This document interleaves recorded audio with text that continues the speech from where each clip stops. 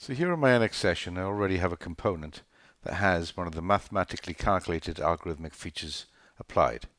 It's an isogrid structure that's commonplace in aerospace design.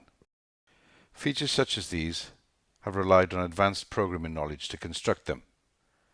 But now with algorithmic modeling and the logical rules-driven approach, engineers can construct and edit these complex features directly within NX. So let's take a look at modifying the pattern of this algorithmic feature. I edit its parameters, I specify a different count in the U direction, and OK the update. Notice that the pattern updates to my new parameters, something that would be very, very difficult to do without the power of algorithmic modeling. So let's take a look at this particular algorithmic feature in more detail. And to do this, I'm going to edit its definition.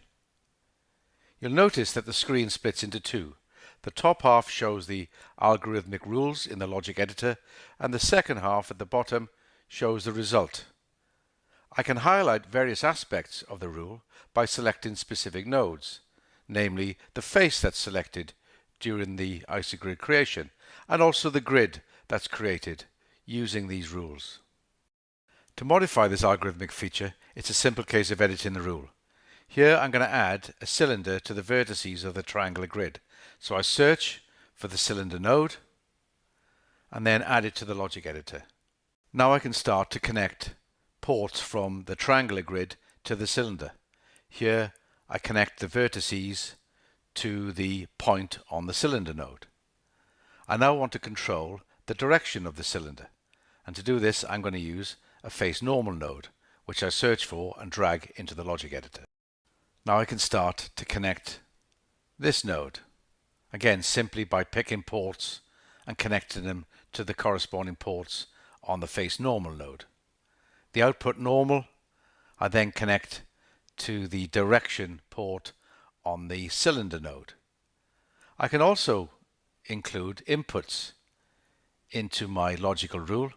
Here I can input the size for the diameter and the height of the cylinder. I can then also preview what the output is going to look like. Just going to zoom into the part at the bottom and then preview the cylinders. If I want to change the size, again, I can do this dynamically. Just modify it and you can see the cylinder updates. Finally, you need to create the cylinder itself. And to do this, I connect the body port to the output node.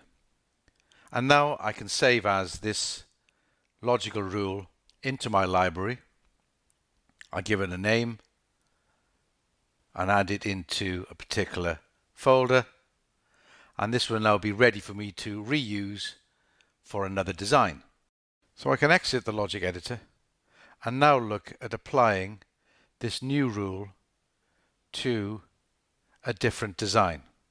So I'm going to change my displayed part and then go into the reuse library where my other algorithmic features are stored. I have previews of some of them, and then select the one I've just created. Notice that the dialog now includes the cylinder. I can type in specific values for this triangular grid and then select the face. OK the command, and the feature is created. Now the algorithmic feature is associative, which means that if I modify the base geometry, in this case I'm going to adjust the sketch profile.